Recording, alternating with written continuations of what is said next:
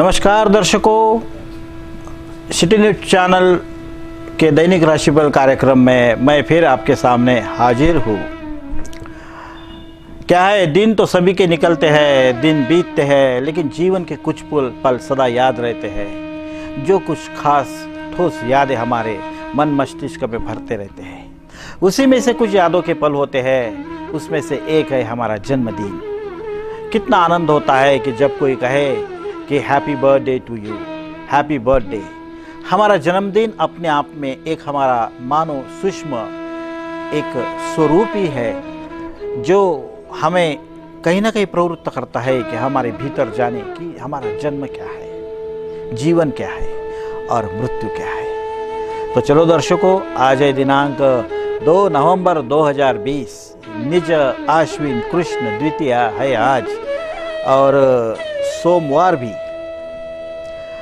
कृतिका नक्षत्र, वृषभ राशि, कार्तिक स्वामी का पूजन भी होता है आज के दिन। कहते हैं कि कार्तिक मास में कृतिका नक्षत्र पर अगर कार्तिक स्वामी का पूजन किया जाता है, जो गुप्त भगवान के रूप में है, तो हमारे कुंडली में के कृतिका नक्षत्र का दोष निवारण भी होता है। बिगड़े हुए चंद्र को भी हम सुधारने का लाभ प्राप्त करते ही है। मंगल के दोष का भी निराकरण इससे होता ही होता है।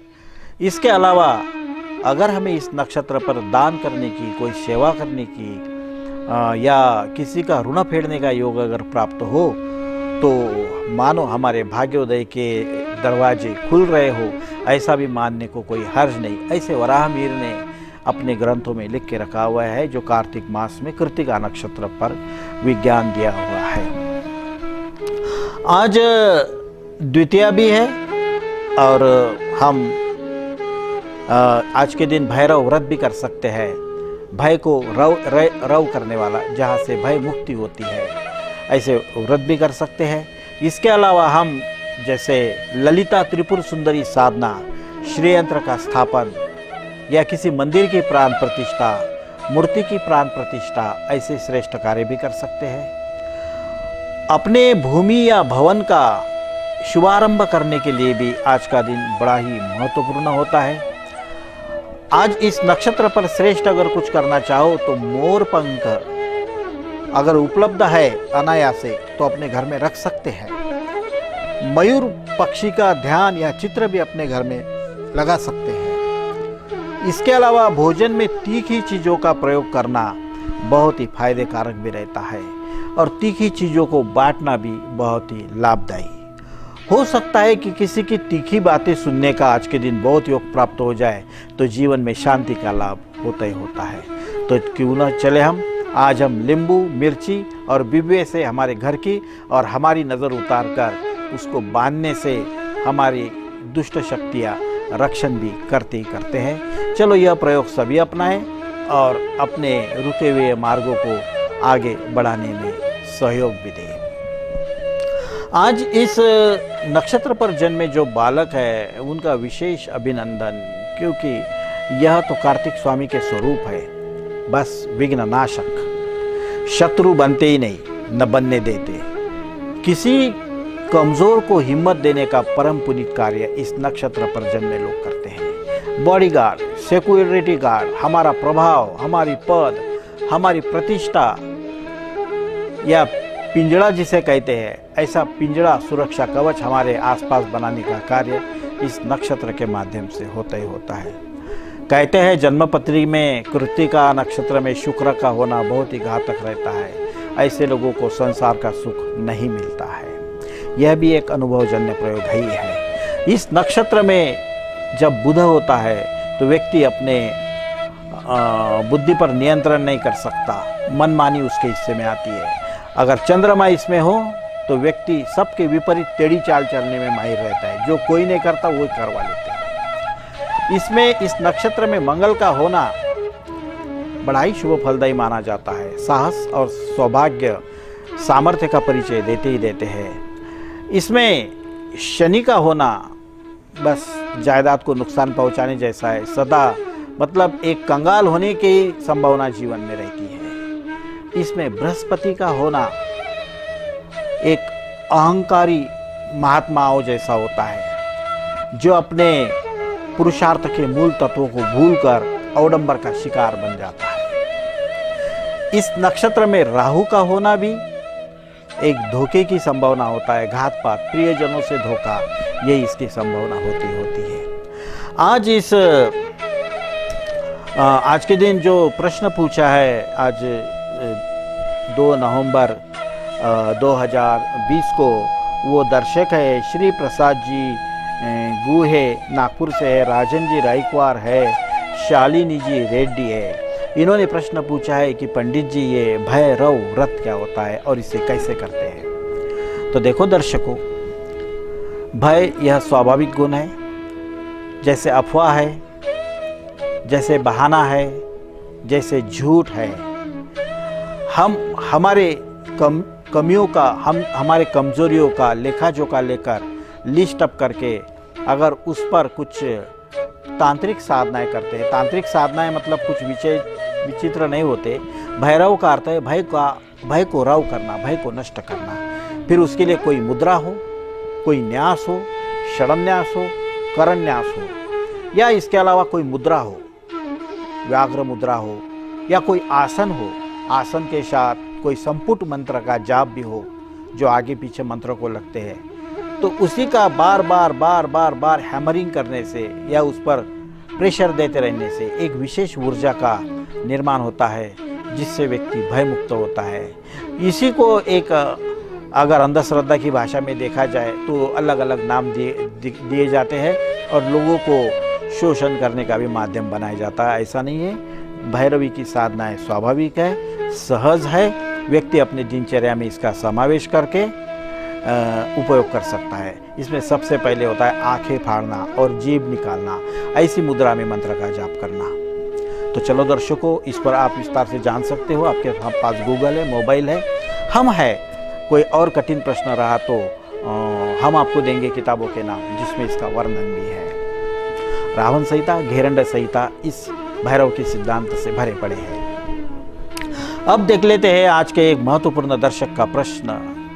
दर्शक तो बड़ा ही मन भावन, चुलबुली, गुनगुन, मन लुभावन छोटी सी कन्या है ईरा, और माता जी है बिल्कुल सुशील, प्रसन्नचित, मुस्कुराहट से हर तरफ बिखेरती है खुशियाँ, और पिता है पीयूष, कला गुण से संपन्न और संबंधित, अपने एकाकार मन से वाद्य में तरल स्वर को निर्माण कर को सबके शांति का, सुख का आभास देने में माहिर पिता।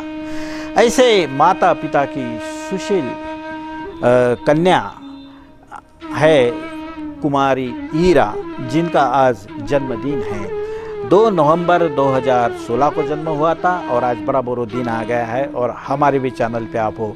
सबसे पहले ईरा को, उसको जन्मदिन की बहुत बहुत शुभकामनाएं, उनके माता पिता का अभिनंदन। हम आशीर्वाद देना चाहेंगे, क्योंकि वंशो विस्तारता या तो कीर्ति या तो दिगंतरम, माँ पुण्येषु पूर्व संचितेषु सहस्त्र गुणेषु हितेषु स्वलाविंबितः कुलभूषणम।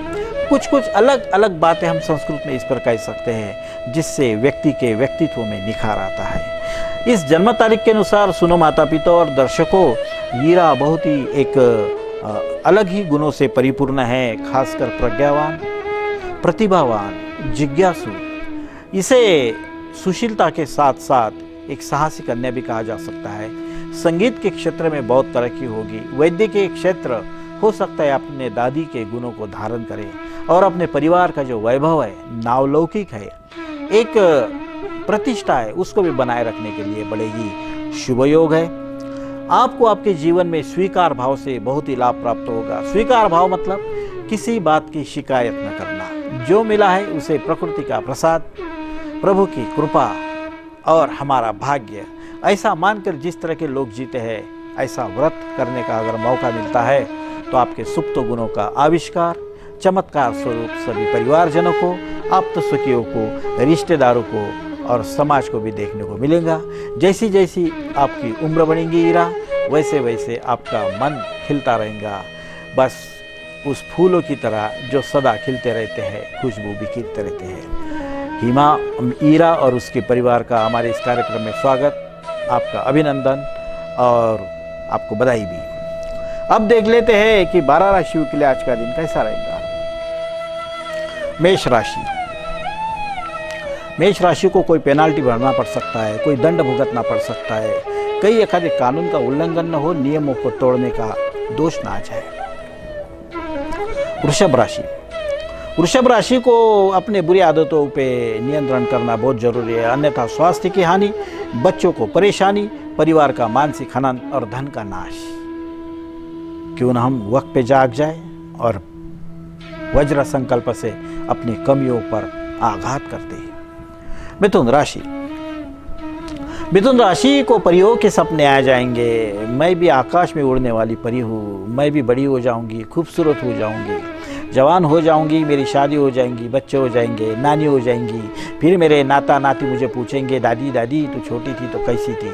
तो सच जवाब देने की क्षमता निर्माण करें, ऐसा ही अध्ययन करना होगा। कर्क राशि। कर्क राशि के लोगों को जादू देखने का, जादू खेलने का मौका और मन कहेगा। कई किसी तरह का जादू देख के मन आश्चर्यचकित हो जाएगा कि ऐसा कैसे होता है, लेकिन सब हाथों की चालाकी होती है। हाथ चालाकी सीखने का गुण आज आप धारण कर सकते हैं। सिंह राशि। सिंह राशि के लोगों को राज का पता नहीं चल रहा, अंधेरे में मतलब मानो बटन खोजनी हो वैसे गुत्थियां ही गुत्थियां खोलते खोलते आगे जा रहे हैं, लेकिन सत्य तक पहुंचने में और कितनी देर है, यह विचार में आप रहोगे। कन्या राशि। कन्या राशि के लोगों को अपने विचारों के साथ ही बंडाखोरी करनी पड़ेगी और फुटीरतावादी का रुख लेना पड़ेगा कि नहीं हे मन, तुम जैसा सोचते हो वैसा नहीं, मुझे कुछ और सोचना है।